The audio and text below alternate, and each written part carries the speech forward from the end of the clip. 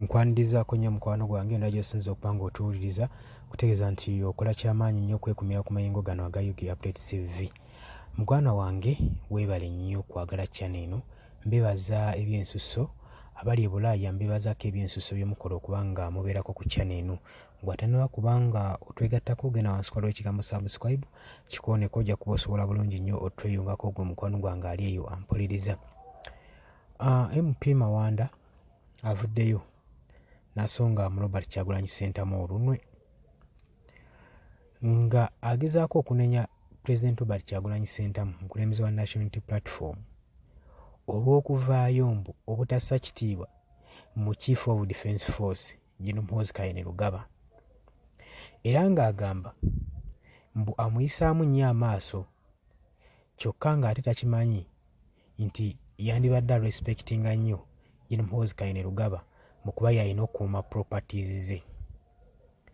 Kati nze wembuuliza wawano, Muhoozi waba akimanyi nti alina kukuuma properties za Kyagulanyi, then kyaba akola, kubanga tulabye enfunda nnyingi nga Gen. Muhoozi Kainerugaba avaayo n'ataakinga Kyagulanyi naye nga tewali n'omu avaayo kubanga amusongamu lunwe, wadde n'ekitaawe Yoweri Kaguta Museveni okuvaayo ng'alaga ye tali concerned ku mata ezo. Tulabye enfunda nnyingi Gen. Muhoozi Kainerugaba, Chief of Defence Force, ng'agenda mu maaso n'okweyisa mu ngeri etali nnungamu nga Chief of Defence, okwo kw'ossa n'okuteeka eggwanga lya Uganda ku bunkenke. Ensonga zonna tuziraba nga zigwawo. Enfunda nnyingi azze anyoomoola Robert Kyagulanyi Ssentamu. Robert Kyagulanyi Ssentamu teri yali avuddeyo muwolerezaako, kyowaaye omusajja mwesonyiwe. Teri muntu asinga kutaakinga bannabyabufuzi naddala abali ku opposition side nga Gen. Muhoozi. Teriyo muntu mulala. Gye buyise tujjukira bulungi azze ayisa n'ebintu ebiteeka eggwanga ku bunkenke, teri yali avuddeyo mugambako.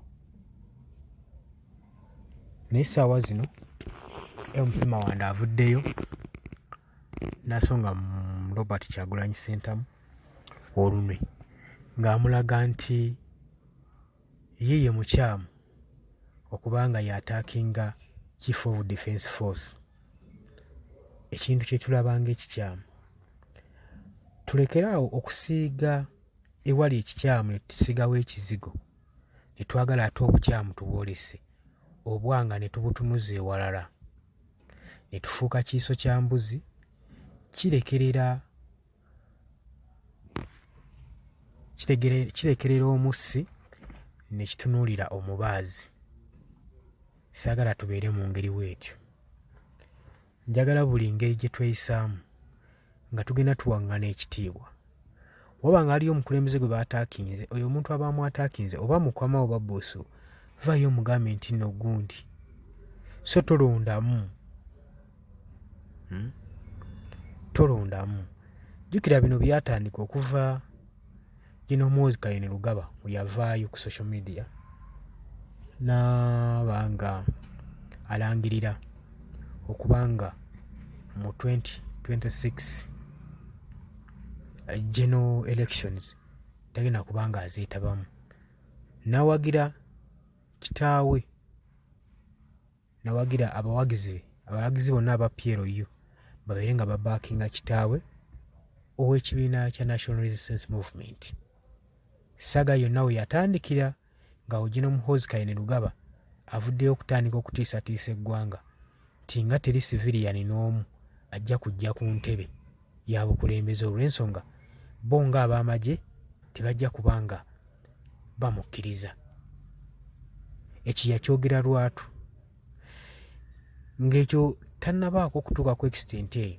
Tujjukira bulungi nnyo yasooka kuwooninga bannayuganda nti bonna abatakkirize mu bukulembeze bwe bw'anajja nabo kaakumujjuutuka. Oyo yenna atakkirize mu bukulembeze bwe, enfuga ye singa anaaba azze ku ntebe kaakumujjuutuka. Kati ensonga ng'ezo zigenda mu maaso mu mbeera ng'eyo mukwano gwange nkiwa nti oba osobola okuba nga obitegeera bulungi nnyo.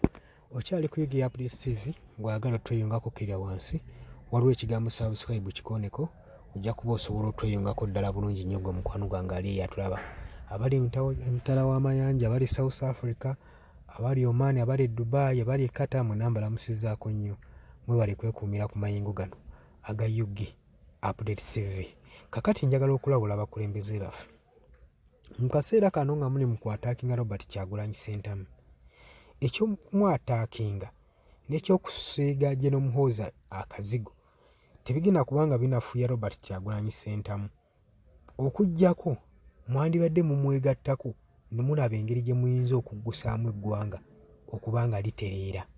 Nzikyo kye ndaba wabula amaanyi gammwe ne fokasi yammwe munaagiteeka mu kulwanyisa Robert Kyagulanyi Ssentamu amaanyi gagenda kubafa busa mujja kubeera ng'abafuuyira endiga omulere. Kyuse obwanga mubutunuulize omuvubuka akyalina future.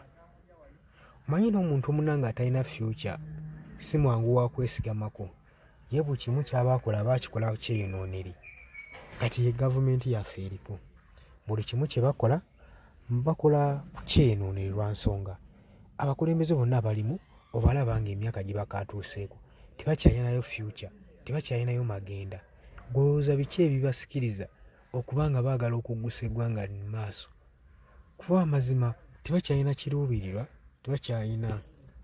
N'ekirala nze ngenda maaso n'okulabula MP Mawanda waba wakwolereza ensonga zino amanyi wa zaatandikira gye nvudde waazo. Buli bw'otandika ekintu oteekwa okitandika ng'omanyi enkomekerero yaakyo oba osobola okitegeera. Teri atankuula lutalo nga tamanyi gye lugenda kukomekkerera. Oli wa ddembe okutandika kyonna kyonna. You have the choice to do whatever you feel you want to do. Okola kyonna kyonna ky'oyagala okukola ku lwa choice yo. Oli free buli kimu naye ky'otamanyi nti toli free ku consequences ezigenda okuva mu ekyo mu choice yo. Ekyo mulina okitegeera. Kati zino consequences MP Mawanda ne General Muhoozi mulina ozifeesinga mba mulina ozeerinda oba olina okuba nga oli bulindaala ku consequences ezigenda okuva mu ekyo ky'oba okozinze ky'oba otandiseewo.